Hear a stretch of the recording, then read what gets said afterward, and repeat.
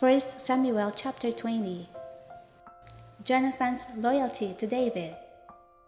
Then David fled from Naioth in Ramah, and went and said to Jonathan, "What have I done? What is my iniquity? And what is my sin before your father, that he seeks my life?" So Jonathan said to him, "By no means, you shall not die. Indeed, my father will do nothing, either great or small, without first telling me. And why should my father hide this thing from me? Is it not so?" Then David took an oath again and said, "Your father certainly knows that I have found favor in your eyes, and he has said, 'Do not let Jonathan know this, lest he be grieved.'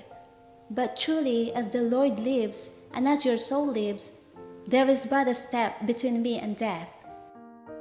So Jonathan said to David, "Whatever you yourself desire, I will do it for you." And David said to Jonathan, "Indeed, tomorrow is the new moon, and I should not fail to sit with the king to eat. But let me go, that I may hide in the field until the third day at evening. If your father misses me at all, then say, 'David earnestly asked permission of me that he might run over to Bethlehem, his city, for there is a yearly sacrifice there for all the family.' If he says thus, it is well, your servant will be safe. But if he is very angry, be sure that evil is determined by him. Therefore you shall deal kindly with your servant, for you have brought your servant into a covenant of the Lord with you. Nevertheless, if there is iniquity in me, kill me yourself, for why should you bring me to your father?" But Jonathan said, "Far be it from you. For if I knew certainly that evil was determined by my father to come upon you, then would I not tell you?" Then David said to Jonathan, "Who will tell me? Or what if your father answers you roughly?" And Jonathan said to David, "Come, let us go out into the field." So both of them went out into the field. Then Jonathan said to David, "The Lord God of Israel is witness. When I have sounded out my father sometime tomorrow, or the third day, and indeed there is good toward David, and I do not send to you and tell you, may the Lord do so and much more to Jonathan. But if it pleases my father to do you evil, then I will report it to you and send you away, that you may go in safety. And the Lord be with you, as he has been with my father. And you shall not only show me the kindness of the Lord while I still live, that I may not die, but you shall not cut off your kindness from my house forever. No, not when the Lord has cut off every one of the enemies of David from the face of the earth." So Jonathan made a covenant with the house of David, saying, "Let the Lord require it at the hand of David's enemies." Now Jonathan again caused David to vow, because he loved him, for he loved him as he loved his own soul.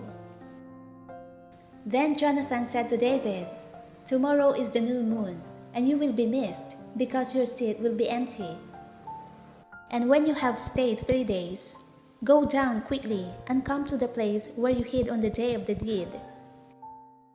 Then I will shoot 3 arrows to the side, as though I shot at a target. And there I will send a lad, saying, 'Go, find the arrows.'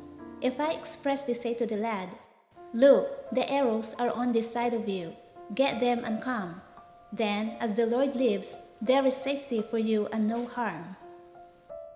But if I say thus to the young man, 'Look, the arrows are beyond you, go your way, for the Lord has sent you away.' And as for the matter which you and I have spoken of, indeed, the Lord be between you and me forever." Then David hid in the field, and when the new moon had come, the king sat down to eat the feast. Now the king sat on his seat, as at other times, on a seat by the wall. And Jonathan arose, and Abner sat by Saul's side, but David's place was empty. Nevertheless, Saul did not say anything that day, for he thought, "Something has happened to him. He is unclean. Surely he is unclean." And it happened the next day, the second day of the month, that David's place was empty. And Saul said to Jonathan his son, "Why has the son of Jesse not come to it, either yesterday or today?" So Jonathan answered Saul, "David earnestly asked permission of me to go to Bethlehem. And he said, 'Please let me go, for our family has a sacrifice in the city, and my brother has commanded me to be there. And now, if I have found favor in your eyes, please let me get away and see my brothers.' Therefore he has not come to the king's table." Then Saul's anger was aroused against Jonathan, and he said to him, "You son of a perverse, rebellious woman, do I not know that you have chosen the son of Jesse to your own shame and to the shame of your mother's nakedness? For as long as the son of Jesse lives on the earth, you shall not be established, nor your kingdom. Now therefore send and bring him to me, for he shall surely die." And Jonathan answered Saul his father, and said to him, "Why should he be killed? What has he done?" Then Saul cast a spear at him to kill him, by which Jonathan knew that it was determined by his father to kill David. So Jonathan arose from the table in fierce anger, and ate no food the second day of the month, for he was grieved for David, because his father had treated him shamefully. And so it was, in the morning, that Jonathan went out into the field at the time appointed with David, and the little lad was with him.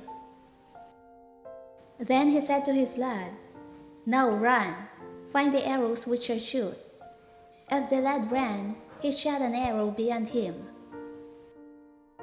When the lad had come to the place where the arrow was, which Jonathan had shot, Jonathan cried out after the lad, and said, "Is not the arrow beyond you?"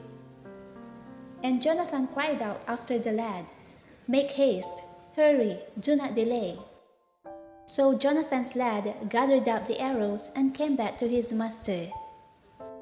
But the lad did not know anything. Only Jonathan and David knew of the matter. Then Jonathan gave his weapons to his lad and said to him, "Go, carry them to the city." As soon as the lad had gone, David arose from a place toward the south, fell on his face to the ground, and bowed down 3 times. And they kissed one another, and they wept together, but David more so. Then Jonathan said to David, "Go in peace, since we have both sworn in the name of the Lord, saying, 'May the Lord be between you and me, and between your descendants and my descendants forever.'" So he arose and departed, and Jonathan went into the city.